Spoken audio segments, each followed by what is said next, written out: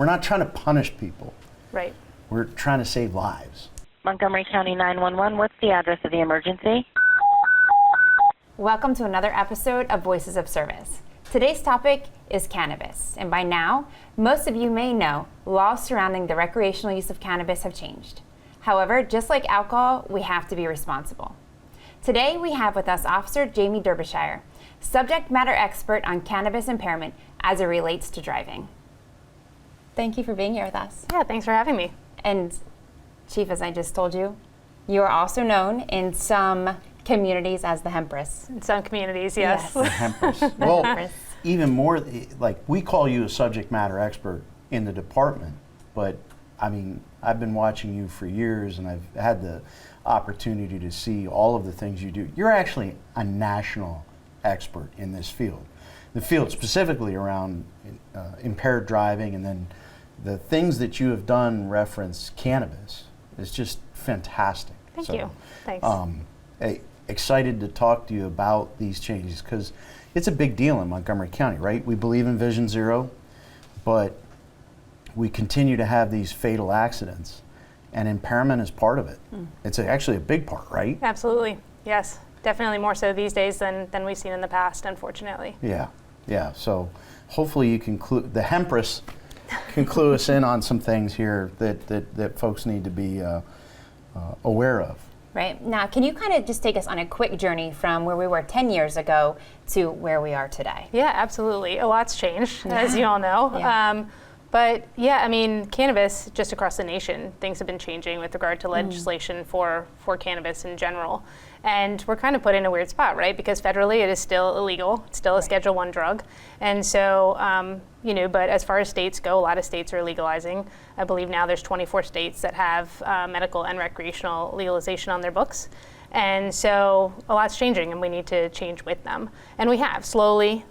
Really probably when we saw the most change is 2017, late 2017, when we actually opened our first dispensaries here in the state. And so while we had medicinal legalization for a bit prior to that, for a few years, now with these increase in points of sales where people can go and legally purchase product, it really kind of changed things for us. And now, especially, as of July of 2023, with adult use and recreational cannabis use being legalized, things have changed even more so. Yeah, I don't think people fully understand that marijuana has effects very similar, especially when you're operating machinery, a vehicle, a 2-ton vehicle, as alcohol does. And it actually causes, so me as assistant chief, it causes me concern because we have to go out and enforce laws and take impaired drivers off the road, right? But it's really difficult, especially now that cannabis is becoming more of a problem on our roads, because I used to be able to do the SFSTs. I got to remember all the initials, right? All right. I used to be able to do I can still do a drunk driving stop and go through the SFSTs, go through and get enough information about the alcohol. But those are easy, right? You take them and you give them a breath test to the station. Right. Marijuana is different. Yeah. How does that work? Yeah, it definitely makes things more complicated, which is why it's so important that we better train our officers to be able to recognize those indicators of impairment, because they are different than alcohol, and we don't have that blood test or that breath test. And actually, it's probably good that we don't, because our officers' observations are the best that we have to be able to speak to that impairment. It means a lot more for someone to say that an individual who was driving a motor vehicle had a hard time finding their license and handed them their credit card 6 times, and that's all showing cognitive impairment that is really synonymous with cannabis use. Okay. So as long as we do our job and we learn how to look for those indicators of impairment, but also use our standardized field sobriety tests, which, yes, they're validated for alcohol, but very, very effective for drugs as well, including cannabis. Great. So we're working towards that. Okay. Well, that's good because, all right, well, then that helps me, because I was at a party with some family members a few weeks back, and they wanted to know if they were okay to drive. I was like, okay, hold on. But I can still do the SFST. So I can still do as an officer, I can still do the SFSTs, but it's the other things that you're training that become more important. Yeah, and that actually helps. So the SFSTs are still what we use for making a good arrest decision, and that's really where training is so important, is to be able to speak to those good arrest decisions, because we want to make sure that we're doing our job correctly, so that we can tell the difference between sober and someone who's intoxicated, whether it be alcohol or whether it be cannabis. And so we want to make certain that our officers are able to speak to that. And it makes it a little bit tricky, like we just talked about. That odor of marijuana, odor of cannabis, doesn't hold as much weight as it used to for us. Right. And so now, just because someone has potentially consumed cannabis within the past 6 hours, it's our job to be able to determine if they're safe to drive or not. And in some cases, those individuals maybe. If it was truly 6, 8, 10 hours ago, then it's likely that they could be okay to drive. Okay. So now we're speaking on training and that education, and I know that that is very important to you. And so tell me a little bit, so I know that you are educating officers through our labs, but you're also educating the cannabis community. What are some of the things that you're really focusing on for both officers and that cannabis community in terms of education? Right, yeah, so for our cannabis labs, what we're doing is we have 10 to 12 volunteers usually come in. They voluntarily consume cannabis for us in different forms, so edibles, possibly joints, concentrates, all of the above. And then our officers have a controlled learning environment to figure out what to look for with regard to signs of impairment. But the fantastic thing is it's bringing the cannabis community into our training academy, and we're able to interact with them on a one-to-one basis. And so we're learning a lot from them, especially with just looking for signs of impairment, but they're also learning from us. Yes. And it's great because I think a lot of them are leaving that training saying, hey, maybe I'll think twice before I get behind the wheel. I thought I was okay to drive 20 minutes after consumption, but turns out I'm actually not. And maybe I should wait 5 or 6 hours before I decide to drive, or stay home for the night, even better yet. So That's great. It is, it's good. It's really helping with responsible consumption. Since it is legal now, we have to really kind of address that responsible consumption aspect. Sure. That kind of led me into the next question for you is, what are some of the misconceptions that you're seeing now that we have that legalization? Yeah, I think the perception of risk has really changed throughout the years, especially even with our younger generations that aren't legally allowed to use right now, but just that whole mentality that it's becoming legal, that it's equivalent of alcohol, is concerning. It is allowing them to kind of drop their guard onto the dangers of what cannabis could actually bring about, especially with regard to driving, because we don't talk about that enough. Right, absolutely. This cannabis lab. So I hope people saw it. It really is. How many cannabis? Are there a lot of cannabis labs? Other police departments doing them? No. So that's the great thing is when Chief Major was here, he actually, to his credit, and to all the chiefs that have followed since him, have allowed us to keep doing these labs. But we are the first police agency in the nation that's actually hosted cannabis-only labs in an effort to train our officers better with regard to recognizing signs of recent ingestion and impaired driving. Right, because again, we as department leaders and you guys as officers, we follow the national, I think was Colorado the first one to legalize? They've had Colorado, California, Washington, all of those guys have been front runners with regard to it. Right, but they went through issues with impaired driving. Absolutely. And we've been able to learn from their experience, and now we've got you were in the Wall Street Journal. We've been lucky. We've gotten a lot of good press. The Washington Post, the Wall Street Journal. Well, but again, it just shows the leadership of folks like you and our folks in the Alcohol Initiatives Unit.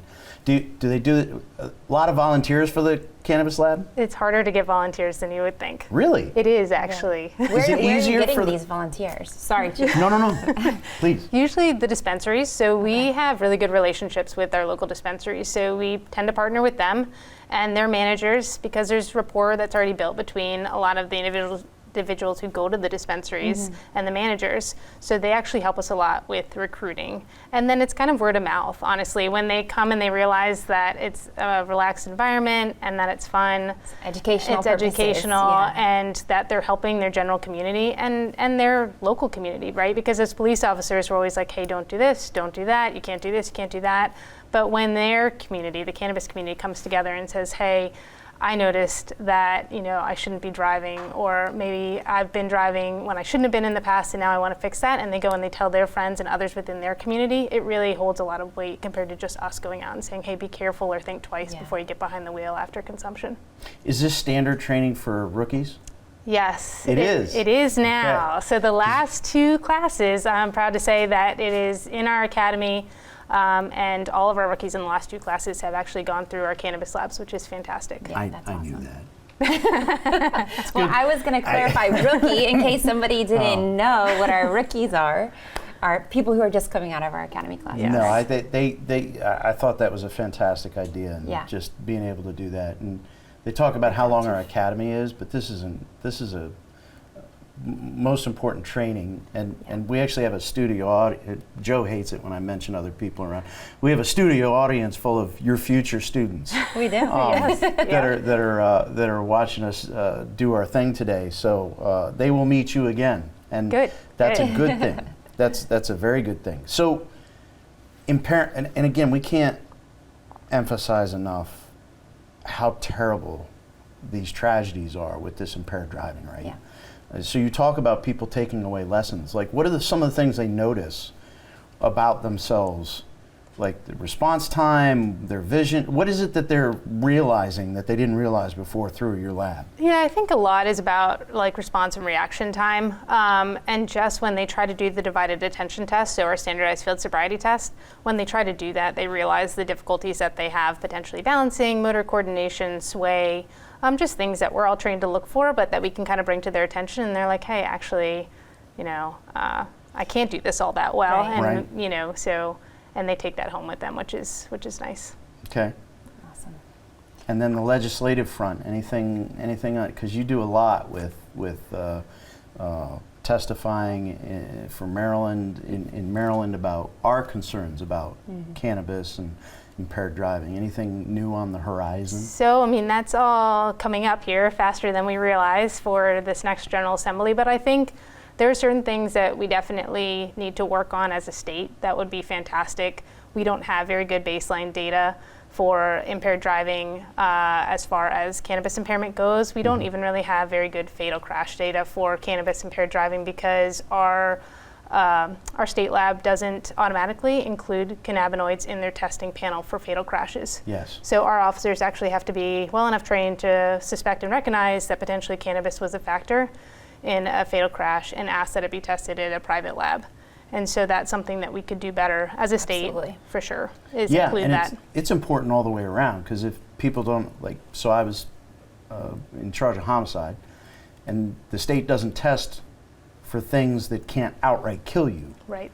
But then again, it can in impaired driving and also in impaired judgment, just anyhow. Like, unfortunately, we have these situations. It would be good to know so that we can work on the root cause. Absolutely. What is the root cause that we need to work on to fix this problem? So, well, hopefully that has some success. Last year, finally able to close the loophole in Noah's Law. Yes, which and is I know great. you were a big part of that. Yeah, that was a big success for us as a state and just, for the safety of our community, just Sure. to make certain that we're keeping those roadways safe. Yep. And Noah's Law, So. I was going to say, you can explain it, but I can explain it. Yeah, either way. I mean, essentially, it is requiring ignition interlock, so essentially what people refer to as blow and go in their vehicles for people who have actually been convicted of drunk driving in the past. And before last year, the people who were on their first conviction and got what we call probation before judgment weren't subjected to that provision, but now they close that loophole, and so that they are. So it's really helping to prevent repeat offenders. And as far as our repeat offenders go, Maryland falls into the nationwide standard, which is essentially 1/3 of our drunk drivers or impaired drivers will repeat again. And so it's really protecting us from people who are probably high risk to reoffend. Mhm. Well, and then even beyond it, because I learned so much getting to hang out with you a little bit to work on this stuff, right? For the folks that get caught the first time doing being an impaired driver, how many times do we believe they'd been impaired driving before that intervention? Yeah, so the studies show 80 times before we Before the first actually one. stop them is the average. Yeah. So many of these people who have 2, 3, 4, and that's another thing that probably would help as a state as well, because I think we're only one of 2 or 3 states that doesn't have a felony DUI law. So we have citizens in our state, in our county, that have 6, 7, 8, 10 DUIs, and it's always a misdemeanor. And really, that's not speaking in an effort to make it more punitive, but really to get them help. Yeah. Because those are the ones who really need it. And so if we could better identify those who really need that help by having a felony DUI law, that would be good for everybody, I think. Are we seeing repeat cannabis arrests? We are. Impaired driving with cannabis. We are. arrests? We have a lot of polysubstance use in the county, so lots of times our cannabis and our alcohol will be combined. Just together. But we don't test after a .08. So because we have that alcohol law, if someone is found to have a .08 or higher in their system, then we don't pursue any drug charges, even if we suspect that there are drugs there. So again, our baseline data could be a little bit better just across the state in general, and that would be helpful for furthering understanding. Yeah, absolutely. Yeah. I want to go back. You actually keyed on it. We're not trying to punish people. Right. We're trying to save lives. Right. We've all been on fatal accidents. Yeah. Some of us have had to go to people's houses and tell parents, husbands, wives, mothers, fathers, that they've lost someone because of what we know is senseless. Right. Because all you got to do, back in the day, you might not remember this, both of you, you're very young. There was no such thing as Uber, right? And taxis, you never dealt with them. But there's Uber, there's Lyft. Lyft. Yeah. There are all There's sorts of. Ride shares. Ride on Yeah. buses. Yeah. The world is, you could do anything. Yeah. Just don't get in that car after you've been using cannabis, after you've been drinking. Right. Arrange a ride. Right, absolutely. And I mean, even just a little bit goes a long way, so there's a whole slogan about, buzz driving is dangerous, and so you don't have to feel completely intoxicated, or whether it be from cannabis or alcohol, just make that good decision to call a ride or to get Uber or to, look for another means as far as how to get home, because there's nothing safer than sober, right? So one hit off of a joint, couple, a beer or two, there's nothing safer than sober. I'd pick that sober driver to drive next to me all day long, as opposed to someone who's had just a little bit of weed or just a little bit of alcohol. Yeah, absolutely. So, Chief, do you have any other questions? I could keep going and going. I know, and you know what? You stole the words out of my mouth multiple times, and I thought, okay, great, here we go. See, I'm bad. I'm terrible at this, but this is fun. But you got to just tell me to shut up. But here's the brilliant part: is we can have her back. We can have the Hempress back. I know. anytime. We can have the Hempress back and talk about and really kind of explore some more of this stuff. I mean, any way we can educate folks. I was going to say, your outlook and your ability to educate and to share that education with officers in the community, but also the cannabis community is incredible. Thank you very much for being here. And Yeah, Thank you. absolutely. All right. Great Thank job. You all. Good job, team. Thanks. And thank you guys for staying tuned. We look forward to seeing you next time. Until then, stay connected and stay safe.